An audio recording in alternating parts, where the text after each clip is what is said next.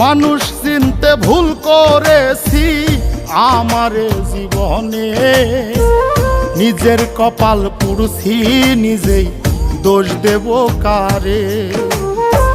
তাই তো নিজেই জ্বলছি হাইরে কাউরে বলি না, স্বার্থ ছাড়া একটা মানুষ খুঁজা পাইলাম না। আমি স্বার্থ ছাড়া একটা মানুষ খুঁজা পাইলাম না।